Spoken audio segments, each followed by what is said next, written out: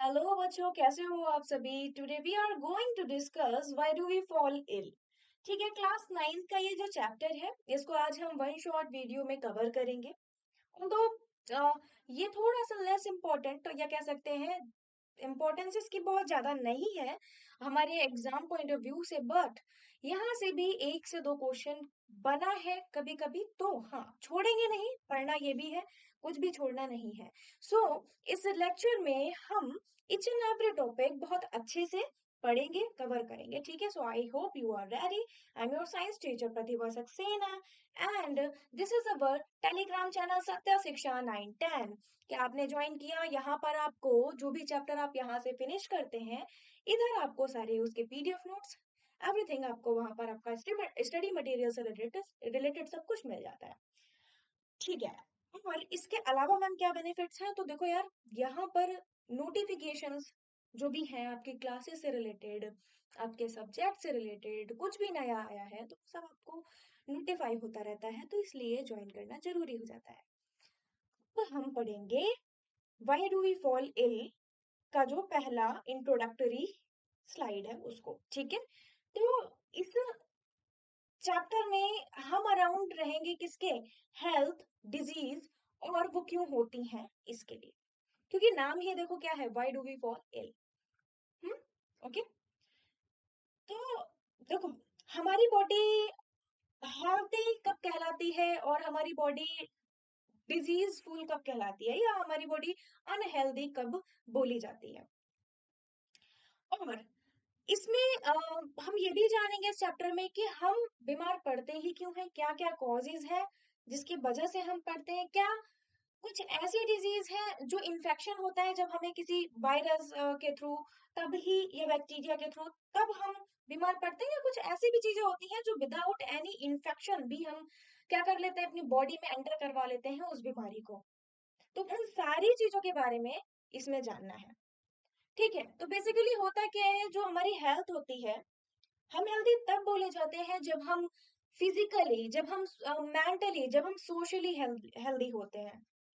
For example, अगर physically की बात करूं तो मैं फिजिकली हेल्दी तब बोली जाऊंगी जब मेरी बॉडी प्रॉपर फंक्शन कर रही होगी।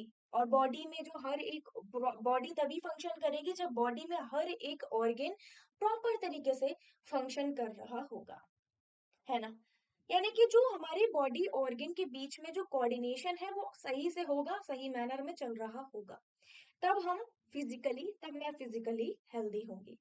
मैं मेंटली हेल्दी तब होंगी जब मेरा ठीक से जो मेंटल पीस है वो बना हुआ होगा। I am not depressed, I am not stressed about the situations, about the upcoming exams. तो तब हम मेंटली फील करते हैं जब हम इन चीजों से घबराते नहीं है।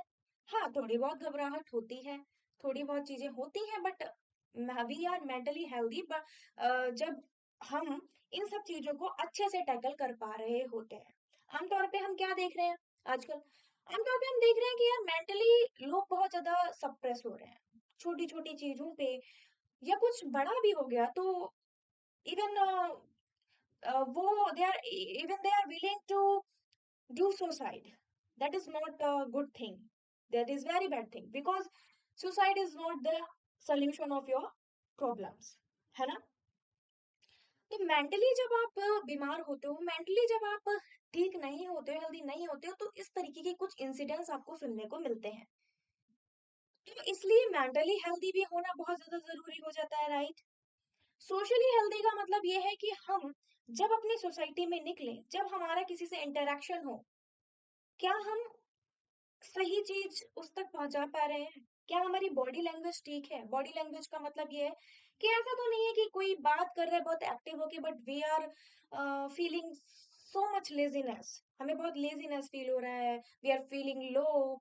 तो ये सारी चीजें दिखाती है कि यार हम लोग सोशली भी क्या है, हम लोग रेडी नहीं है उनसे इंटरैक्ट करने के लिए। तो इसको भी बोलते हैं कि we are not healthy. Okay, तो तीन तरीके का होता है, physically, mentally, socially.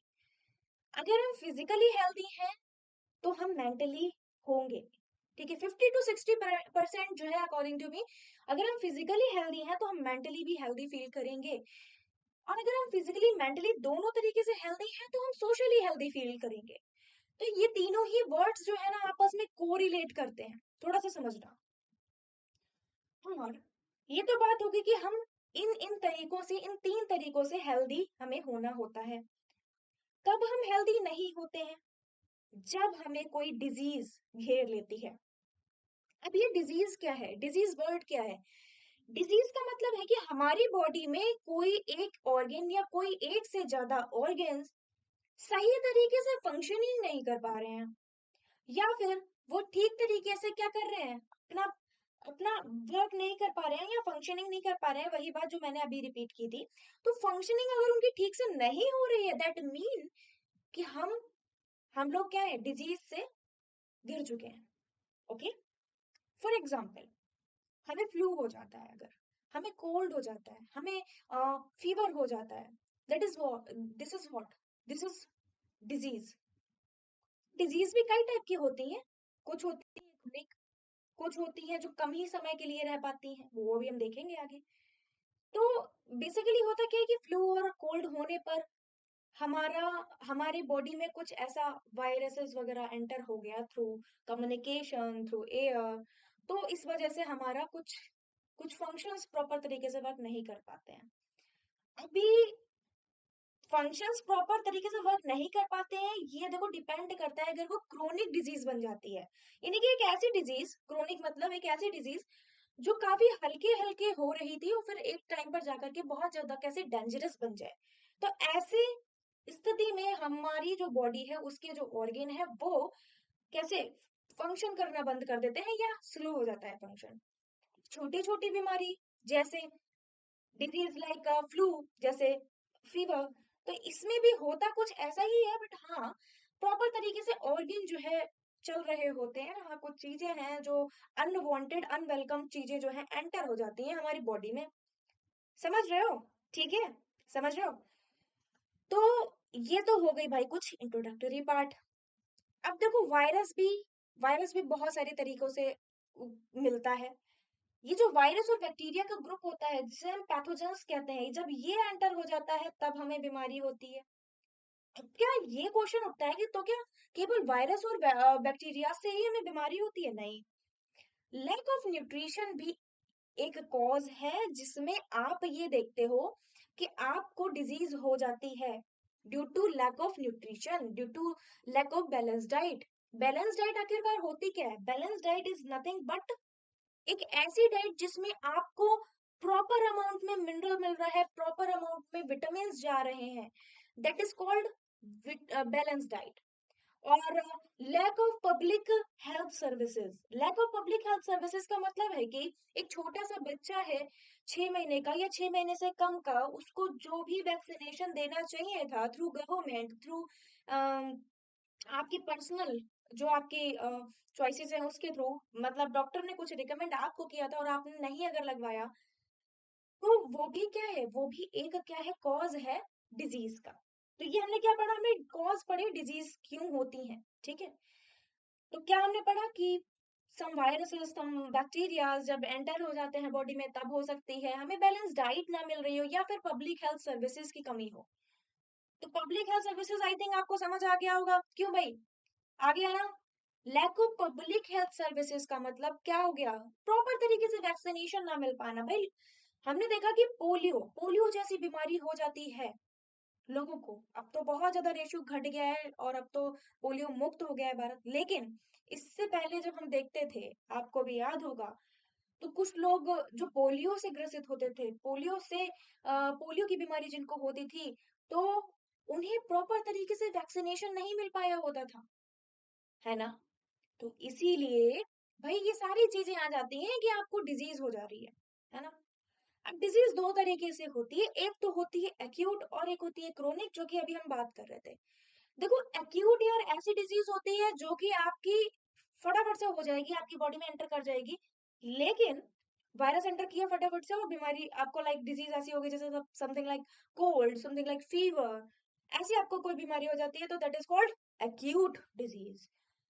But the disease which is in the form of कि लाइक आपको ऐसा समझ में ऐसा आपको पता चलता है कि वो बहुत धीमे-धीमे आपकी बॉडी में हो रही थी और अचानक से एक बड़ी बीमारी बन गई, जैसे समथिंग लाइक कैंसर। कैंसर भी क्या है? कैंसर को स्टेजेस नहीं है ना 1, 2, 3, वो इसीलिए दी गई हैं, राइट? क्योंकि कैंसर या किडनी फेल हो जाना, these all are what? Chronic diseases, ठीक है? The disease is infection. Diseases कह सकते हैं या इन्फेक्शन भी कह सकते हैं। इन्फेक्शन होना मतलब कुछ ऐसी चीज से हमारा संपर्क हो जाना, हमारा कांटेक्ट हो जाना जो कि हमारी बॉडी में नहीं जाना चाहिए था या हमारा उससे नहीं कांटेक्ट होना चाहिए था, राइट? तो the disease infection can be prevented by life style. ये देखो यार, जो डिजीज होती है ये और कुछ नहीं बल्कि सिर्फ लाइफ स्टाइल अगर आप चेंज कर लें तो उससे भी ठीक हो सकती है, और तभी डॉक्टर रिकमेंड करते हैं कि अगर आपको एक्स वाई जी बीमारी है तो आपको you have to do yoga, you have to do exercises. They recommend कि आपको एक्सरसाइज करना है, प्रॉपर स्लीप लेना है। कुछ लोग बहुत कम नींद आने की वजह से भी उनको क्या हो जाती है, बीमारियां हो जाती हैं। इनफ रिलैक्सेशन नहीं मिल पा रहा है, आराम नहीं मिल पा रहा है, उस वजह से भी हो जाती है। तो ये सारी जो चीजें हैं ये सारा आपको मोडिफाई करता है। अगर आप ये प्रॉपर स्लीप प्रॉपर एक्सरसाइज ले रहे हैं तो ये आपको मोडिफाई करता है, ठीक है? तो टेकिंग, अब जैसे आप हो, आप अगर कंटिन्यूस बस पढ़ते रहोगे तो इससे आपकी स्लीप पर इफेक्ट पड़ेगा, इससे आपकी फिर बॉडी पर भी इफेक्ट पड़ेगा। एंड आप तो फिर उतने ज्यादा क्या हो कि कंसंट्रेट नहीं कर पाओगे अपने एग्जाम पर, अपने सिलेबस पर जो आपको कंप्लीट करना है प्रॉपर टाइम में, बिकॉज आपकी स्पीड बहुत स्लो हो जाएगी। तो एक स्टूडेंट को क्या चाहिए, एक स्टूडेंट को चाहिए कि वो एक्टिव रहे, वो मोटिवेटेड रहे, वो पढ़ने के लिए ज्यादा से ज्यादा समय निकाल पाए without any harm, without any harm, ठीक है? या किसी भी हार्मफुल डिजीज के बिना। तो ये अगर आप कर पा रहे हो तो that is very very good. तो क्या है कि अगर आप ये लाइफस्टाइल में थोड़ा सा चेंज कर लेते हो तो कुछ मॉडिफिकेशंस आ जाते हैं। या आप अपनी बैलेंस डाइट, या नहीं लगाना है मुझे, और अपनी बैलेंस डाइट भी आपको ठीक करनी होती है। Good personal health and hygiene रखनी होती है ना? हाइजीन का भी बहुत ध्यान रखना होता है, and also maintenance clean and healthy surrounding. और ना केवल आपको अपनी बॉडी को बल्कि आपको अपने आसपास की चीजों को भी बहुत ही ठीक तरीके से, बहुत ही क्लीननेस के साथ में रखना होता है। ओके, तो ये कुछ डिजीज जो कि अभी हमने डिजीज की बात नहीं की, कुछ डिजीज जो होती है through infection, through not taking proper sleep, not by doing exercises। तो इन सब वजहों से जो आपकी ये जितनी भी बीमारियां हो रही वो हमने देखी। टाइप भी पढ़ लिया कि एक्यूट होती है, क्रोनिक होती है। ना कम टू दी कि यार ये सब चीजें जब होती हैं तो क्या प्रॉपर ट्रीटमेंट है उनका? यस, प्रॉपर ट्रीटमेंट होता है। ट्रीटमेंट इन्वॉल्व करता है किलिंग ऑफ माइक्रोब्स या पैथोजेंस। ट्रीटमेंट में बेसिकली क्या होता है, आप डॉक्टर के पास क्यों जाते हो? घर पे क्यों नहीं ठीक कर लेते हो? आप डॉक्टर के पास में इसलिए जा रहे हो क्योंकि जो डॉक्टर टैबलेट देगा या डॉक्टर जो भी आपको वैक्सीनेशन के थ्रू, आपको जो भी इंजेक्शन के थ्रू जो भी केमिकल आपके बॉडी में भेजेगा, वो केमिकल क्या करेगा, वो उन पैथोजेंस को क्या कर देगा, किल कर देगा, जो कि बीमारी क्रिएट कर रहे हैं, जो कि डिजीज का एकमात्र कारण है। Okay, got it? सबको समझ आया? चलो, अब हेल्थ की बात करते हैं। देखो, हेल्थ जो है मैंने अभी भी बात की थी अभी अभी बिल्कुल, कि फिजिकल, मेंटल और सोशल वेलबींग जो होती है इस पे डिपेंड करती है आपकी हेल्थ। अगर ये तीनों चीजें अच्छी हैं तो आप एक हेल्दी पर्सन हो। कंडीशन कौन कौन सी नेसेसरी है, ये तो बात होगी कि किस पे डिपेंड करती है। अब कंडीशन किस पे जो है नेसेसरी, कंडीशंस कौन सी नेसेसरी हैं गुड हेल्थ के लिए, तो आप इनको दो पार्ट्स में डिवाइड कर सकते हो। एक तो good physical and social environment. आपका फिजिकल और सोशल एनवायरनमेंट अच्छा होना चाहिए, राइट? और आपकी गुड इकोनॉमिक कंडीशन होनी चाहिए। देखो, इन दोनों को ही थोड़ा ध्यान से समझना बच्चा। देखो, एक तो हो गया good physical and social environment, यानी कि आप फिजिकली ठीक हो, आपका जो सोशल एनवायरनमेंट है वो भी ठीक हो। ये नहीं है कि आपके आसपास में ऐसे कुछ लोग हैं जो आपको बार बार पुल कर रहे हैं, मेंटली परेशान कर रहे हैं, टॉर्चर कर रहे हैं, तो वो भी बहुत मायने रखता है। और एक आपकी फिजिकल हेल्थ जो आपकी जुड़ी हुई, आपकी बॉडी से जुड़ी हुई चीजें हैं, जैसे जैसे अभी हमने अभी अभी बिल्कुल डिस्कस की। Number two, good economic condition. तो जरूरी है कि अगर हम अच्छा मेडिकेशन कर पा रहे हैं, तो जरूरी है उसके लिए हमारा इकोनॉमिक कंडीशन गुड होना। इकोनॉमिक कंडीशन क्या, कि लाइक हमारे पास में इतनी तो इनकम होनी चाहिए, इतना तो हमारे पास में सफिशिएंट मनी होना चाहिए कि अगर हम अपने ऊपर ध्यान दें। देखो यार, मेडिटेशन करने में तो कोई पैसा नहीं लगता, योगा करने में तो कोई पैसा नहीं लगता, लेकिन हाँ, जब हम बीमार पड़ जाते हैं तब हमें जरूरत होती है क्या, एक प्रॉपर ट्रीटमेंट की। तो वो प्रॉपर ट्रीटमेंट कहाँ से मिलेगा, वो प्रॉपर ट्रीटमेंट मिलेगा क्लिनिक जाकर के, जहां पर आपका अमाउंट खर्च होने वाला है। तो वो जो एक्सपेंस आपका वहां जाने वाला है, उसके लिए आपके पास में एक ठीक ठाक इकोनॉमिक कंडीशन भी होना बहुत जरूरी है। तो ये सारी चीजें को रिलेट कर रही है एक दूसरे से। तो पढ़ते हैं थोड़ा सा। Good physical and social environment include clean surrounding, है ना, good sanitation, proper garbage disposal. ये नहीं है कि आपके घर के आसपास कूड़ा जो गार्बेज है वो कहीं कहीं कहीं पर भी इकट्ठा हो रहा है, नहीं। There should be a proper place जहां पर आप उसको डंप कर रहे हो, राइट। क्लीन ड्रिंकिंग वाटर होना चाहिए। जब आपने देखा होगा आसपास में, ये शायद आपके घरों में भी, आपके घरों में बहुत ज्यादा अगर पानी जो है वो बहुत ज्यादा प्यूरिफाई नहीं होता है, तो आप क्या करते हो, बहुत ज्यादा प्योर नहीं होता है, तो आप आरओ का यूज करते हो। फिल्टर, जिसे हम उसमें देखते हैं, फिल्टर जो लगा हुआ होता है उसके अंदर मशीन टाइप की होती है, तो उसका यूज करते हो। वो क्यों, जिससे कि आपके बॉडी में कोई भी ऐसे बैक्टीरियाज, कोई भी ऐसे वायरसेस ना एंटर कर जाए, ठीक है। गुड इकोनॉमिक कंडीशन इंक्लूड करती है जैसे कि जॉब अपॉर्चुनिटीज, जो अभी मैं बात कर रही थी, for earning to have nutritious food and to lead a healthy life. कि कम से कम हमारे पास में इतना तो होना चाहिए कि हम एक न्यूट्रिशियस फूड खा पाए, कुछ भी ऐसा वैसा ना खा पाए, और हम एक हेल्दी लाइफ को जी पाए, ठीक है। तो जॉब अपॉर्चुनिटीज हमारे पास में इतनी होनी चाहिए। अब न्यूट्रिशियस फूड की बात हो रही है, तो तुम्हें क्या लगता है कि तुम लोग न्यूट्रिशियस फूड ले रहे हो?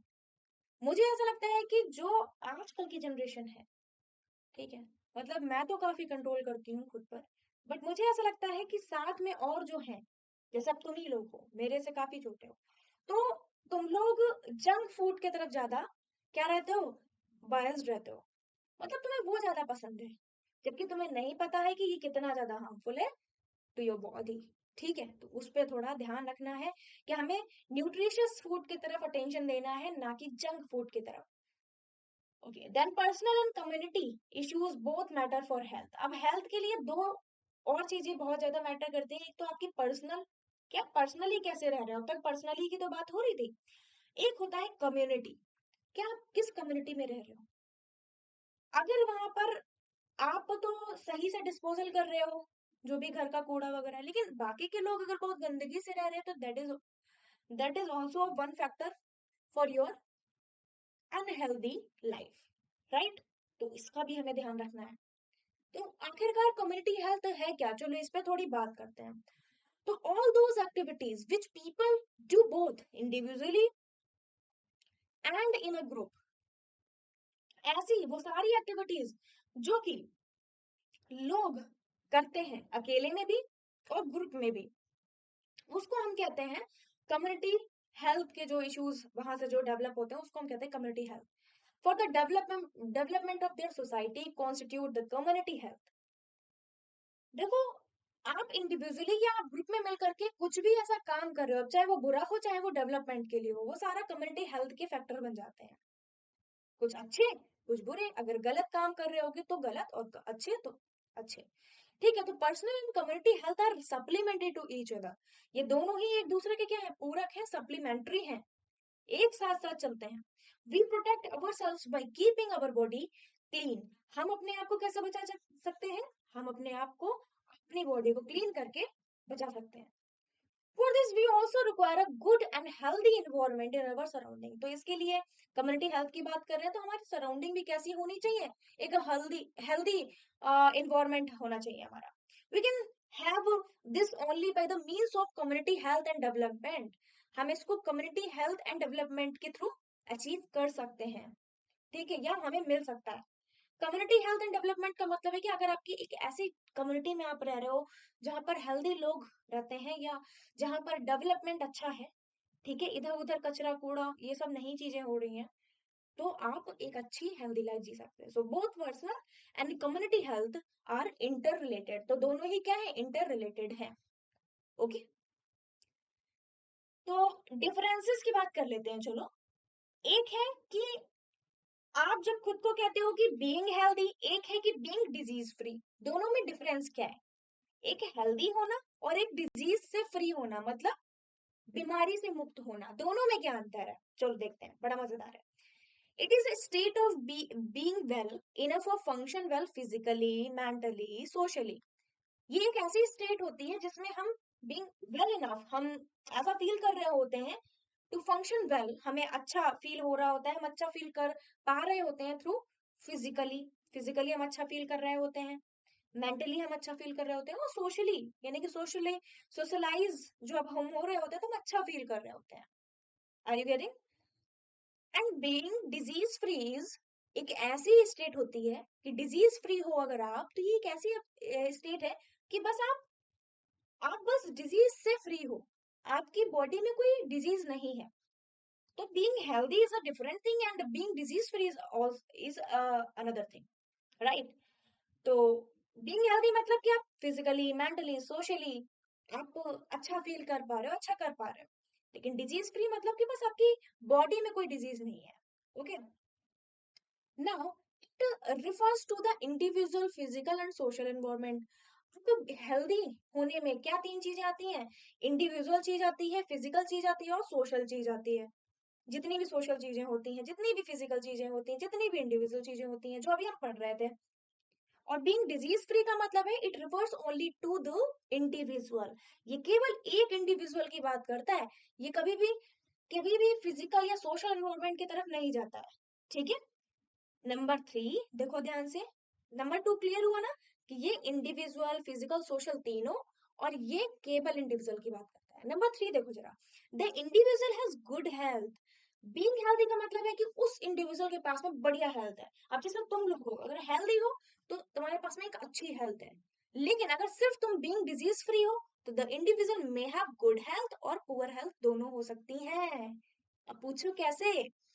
देखो, अगर आप सिर्फ बीइंग डिजीज फ्री हैं, तो बस आपकी बॉडी में डिजीज ही तो नहीं है, लेकिन आप अच्छा फील कर रहे हो या नहीं फील कर रहे हो, this is not depending on disease free, this is depending on being healthy. ठीक है, आप आपकी बॉडी में कोई बीमारी नहीं है, बट आप मेंटली नहीं अच्छा फील कर रहे हो, आप सोशली आप अच्छा फील नहीं कर रहे हो, तो फिर क्या है, तो क्या आप हेल्दी हो? नहीं, आप हेल्दी नहीं हो. तो मतलब मैं अगर बताऊं तो ये एक जो आपने डिफरेंस देखा है, ये इतना ज्यादा इंपॉर्टेंट है समझना, हमारे लिए, मेरे लिए, तुम्हारे लिए और सबके लिए, कि यार being healthy is a different thing and being disease free is a different thing. हम क्या समझ लेते हैं, मुझे तो कोई बीमारी नहीं है, that mean I am healthy. No, you are not healthy. If you are feeling not well through mentally, through physically और थ्रू सोशली, राइट? तो इस पे बच्चा थोड़ा सा ध्यान देना. इसलिए मैं ये सजेस्ट करूंगी कि आपको एक्सरसाइजेस, योगा और इन सब चीजों की तरफ थोड़ा सा बढ़ना चाहिए, थोड़ा सा आपको न्यूट्रिशियस फूड की तरफ बढ़ना चाहिए, if you are not interested so much in these exercises and these practices, right? Now come to the next.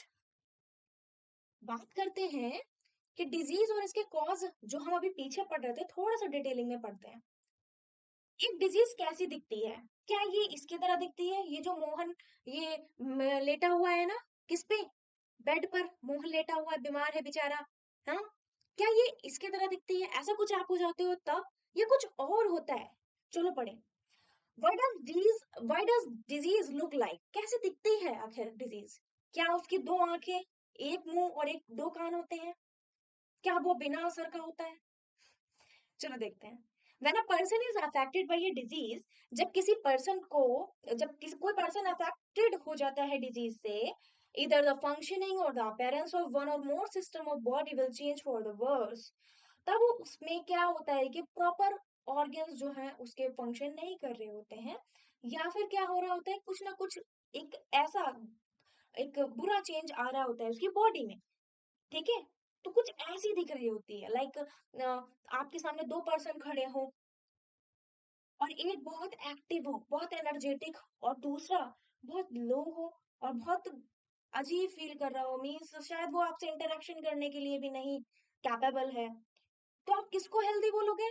आप किसको हेल्दी बोलोगे? सपोज ये मोहन है, हाँ, और यहाँ पर सोहन है। Sohan is very feeling active, active and healthy. तो आप सोहन को बोलोगे ना, मोहन को थोड़े ना। ठीक है, तो समझ रहे हो ना difference? These changes give rise to symptoms and signs of disease. तो देखो, डिजीज के दो आंख, एक नाक, दो कान, चार मुंह, मुंह तो चार नहीं हो सकते, एक हो भी सकते हैं वैसे, तो एक मुंह नहीं होता, बट हाँ, वो मतलब माउथ। तो ऐसा कुछ नहीं होता डिजीज में। डिजीज के आपको सिम्टम्स, आपको साइंस दिखते हैं।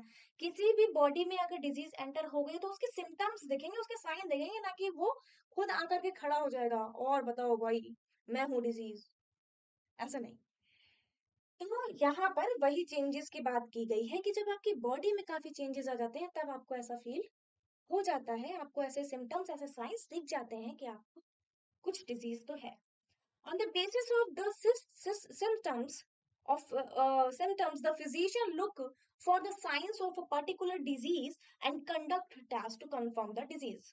बेसिकली आप क्या करते हो? आप भी तो यही करते हो, जब आपको कुछ ऐसा लगता है कि यार कुछ ठीक नहीं लग रहा, लगता है मुझे डॉक्टर के पास जाना चाहिए, और आप जाते हो, तो डॉक्टर क्या करता है? डॉक्टर सबसे पहले आपका चेकअप करता है, बेसिक जो होता है।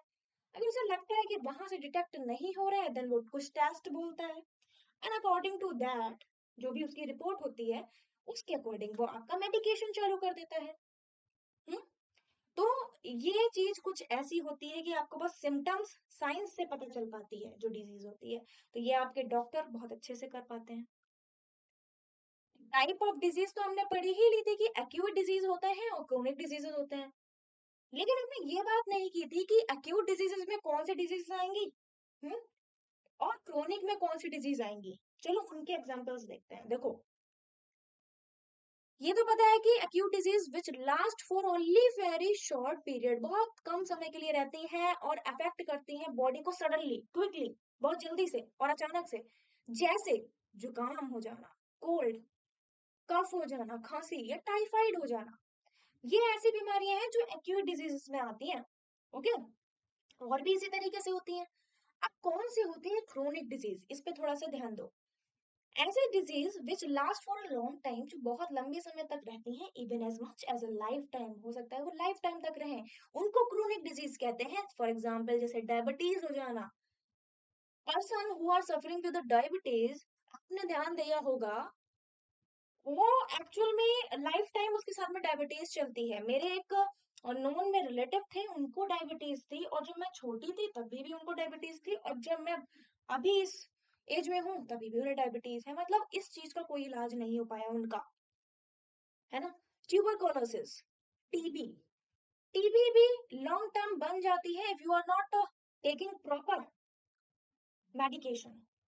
ओके, तो ये टीबी भी लॉन्ग टाइम तक रहती है, बट हाँ, ये लाइफ टाइम तक तो नहीं रहती अगर आप प्रॉपर इसका अच्छे से इलाज करवा रहे हो।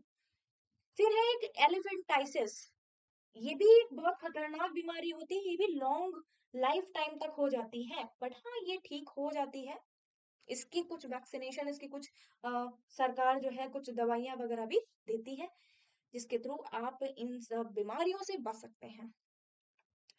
कॉजेस क्या होते हैं? वही कि पैथोजेंस जो है, वायरस, बैक्टीरिया और फंगाई, ये जो है, या प्रोटोजोनस और वर्म्स, ये जो आपके एंटर हो जाते हैं बॉडी में, ये poor health and under nourishment में आप रह रहे होते हो, है ना। प्रॉपर डाइट नहीं मिल पाना, प्रॉपर न्यूट्रिशियस फूड ना मिल पाना, या फिर एक और चीज है, ये थोड़ा सा ध्यान देना। हेरिडेटरी या जेनेटिक डिसऑर्डर, यानी कि आपको तो कुछ नहीं हुआ था, बल्कि आप मतलब आपके लाइफ जब आप ने बर्थ ली तो आपको वहां अपने जेनेटिक्स से, यानी कि हेरिडेटरी वो बीमारी आपको मिल गई है। जैसे ये काफी मतलब पॉपुलर है कि हाँ भाई, मैंने भी एक चीज लाइव एग्जांपल देखी है कि किसी को अगर टीबी है तो उसके दादा या पापा या किसी को रही होगी और ये जेनेटिकली उस तक ट्रांसफर हो गई। तो ये कुछ ऐसी बीमारियां भी होती हैं जो जेनेटिकली भी ट्रांसफर हो जाती हैं। लैक ऑफ प्रॉपर ट्रीटमेंट या इम्यूनाइजेशन, अगर आपको प्रॉपर ट्रीटमेंट नहीं मिल रहा है या इम्यूनाइजेशन नहीं मिल रहा है, इम्यूनाइजेशन का मतलब हो गया जो आपकी डिजीज से लड़ने की जो ताकत होती है जिन चीजों में, ऐसी चीजें आप नहीं ले रहे हो। ठीक है, इन्वायरमेंटल पोल्यूशन, और मेजर कॉज तो यहीं पर ही है भाई, इन्वायरमेंटल पोल्यूशन। ये तो मेजर कॉज है, जैसे एयर के थ्रू, वाटर के थ्रू, ये तो बिल्कुल एकदम टॉप लेवल पर है। इनके थ्रू तो बहुत बीमारियां हो रही हैं। तो ये कुछ कॉजेज हो जाते हैं। कुछ बीमारियां ऐसे भी होती हैं जो कि आपकी इन्फेक्शियस होती हैं और कुछ नॉन इन्फेक्शियस होती हैं। इन्फेक्शियस जैसे जो कि स्प्रेड हो रही हो किसी इन्फेक्शन के थ्रू। और इन्फेक्शन कैसे होगा, कोई भी माइक्रो ऑर्गेनिज्म, ठीक है, बैक्टीरिया, वायरस वगैरह वगैरह, जो हम लोग पढ़ चुके हैं, अभी पीछे भी नाम लिए, इनके थ्रू जो है इन्फेक्शन हो रहा है जब ये बॉडी में एंटर कर जा रही है। ठीक है, अब इनको और भी किसी नाम से जानते हैं, देखो, it is communicated from disease personal to healthy person. ये कैसे ट्रांसफर होती है, एक पर्सन से दूसरे पर्सन से, एक पर्सन से दूसरे पर्सन तक कम्युनिकेशन के थ्रू भी ट्रांसफर हो जाती है जो भी इन्फेक्शियस डिजीज होती है। ठीक है, तो caused by some biological agents, pathogens like virus, bacteria, protozoans, fungi, worms, इन सब के थ्रू जो है ये ट्रांसफर हो जाती है। नॉन इन्फेक्शियस डिजीज वो होती है जैसे आप ओवर ईट करते हो, आप बस बैठे रहते हो, आप बिल्कुल भी प्रॉपर आपकी वॉकिंग नहीं हो पा रही है, आप एक्सरसाइज नहीं कर रहे हो, तो क्या है, ओवर वेट हो जाते हो, तब बीमारियां हो जाती हैं, या अंडर वेट हो जाते हो तब बीमारियां हो जाती हैं। तो इसमें तो कोई इन्फेक्शन नहीं आया ना, आपकी बॉडी में कोई भी इन्फेक्शन नहीं हुआ ना, बट फिर भी हो रही है क्योंकि आप भाई अपना ध्यान नहीं रख रहे हो। तो नॉन इन्फेक्शियस डिजीज जो है ऐसी होती हैं। जैसे आपको हार्ट डिजीज सुनने को बहुत मिलती है, हार्ट अटैक आ जाना, क्या होता है, बहुत सारे फैक्टर्स होते हैं हार्ट अटैक आने के। तो भाई अगर आप उस पर प्रॉपर डाइट पर ध्यान नहीं दे रहे हो, बहुत ज्यादा ऑयली, बहुत ज्यादा स्ट्रेस ले रहे हो, तो इस वजह से भी हो जाता है। और क्या है, आर्थराइटिस, ये भी एक बीमारी है। तो ये कुछ बीमारियां हैं जो नॉन इन्फेक्शियस है। मतलब इन्फेक्शन जो है, इन्फेक्शियस डिजीज जो है स्प्रेड होती हैं किसके थ्रू, एयर के थ्रू, वाटर के थ्रू, फूड के थ्रू। मतलब ये समझ लो कि अगर किसी व्यक्ति को, अगर किसी पर्सन को टीबी है, हम्म, अगर आप उसका जो खाना है वही आप भी खा लेते हो, ठीक है, तो थ्रू सलाइवा भी ये बीमारियां हो जाती हैं। तो इन सब चीजों का ध्यान देना होता है। वेक्टर्स, फिजिकल कांटेक्ट या सेक्सुअल कांटेक्ट, इन सब इन सब वजहों से आपको इन्फेक्शन के थ्रू इन्फेक्शियस डिजीज हो सकती है। थ्रू एयर कैसे, स्नीज किया किसी ने, कफ है किसी को, खांस रहा है कोई, तो कुछ ड्रॉपलेट्स आप तक पहुंच जाती हैं और आपके बॉडी में एंटर कर जाती हैं। जैसे कोल्ड होना, कोल्ड भी ऐसे ही होता है। टीबी या निमोनिया होना, ये भी ऐसा ही है। अब वाटर से कौन सी होती है, जैसे कोलरा, अमोबिक, डेजेंट्री, ये सारी क्या है, ये सब है जो फूड के थ्रू, वाटर के थ्रू बीमारियां हो जाती हैं। ये वो बीमारियां हैं। वेक्टर्स क्या होता है, देखो, कुछ ऑर्गेनिज्म ऐसे होते हैं जैसे फीमेल एनोफिलिस, है ना, फीमेल एनोफिलिस एक मच्छर होता है, जो फीमेल मच्छर होता है, वो also work as a vector of disease. वो वेक्टर ऑफ डिजीज की तरह वर्क करता है, like malaria, dengue, yellow fever, मतलब एक मच्छर ये सारी चीजें फैला रहा है ना। थ्रू सेक्सुअल कॉन्टेक्ट, सिफिलिस या AIDS spread by sexual contact with infected person. किसी को अगर एड्स है, उसके कांटेक्ट में आप आ रहे हो सेक्सुअली, तभी भी आपको ये बीमारियां हो जाती हैं। AIDS virus can also spread through blood transfusion.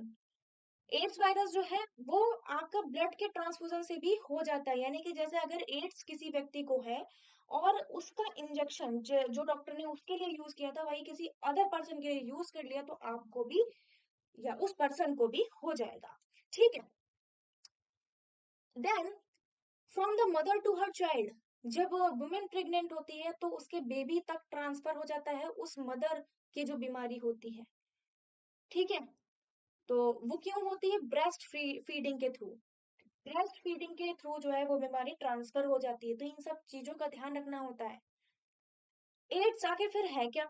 जो एड्स की भी हम बात कर रहे थे, देखो इसकी फुल फॉर्म याद रखो। Acquired amino acquired immunodeficiency syndrome. A for acquired, I for immuno, D for deficiency, S for syndrome. इसको कहते हैं एड्स। क्यों होता है? AIDS is caused by a retrovirus. एक वायरस होता है रेट्रोवायरस, जिसको हम HIV कहते हैं।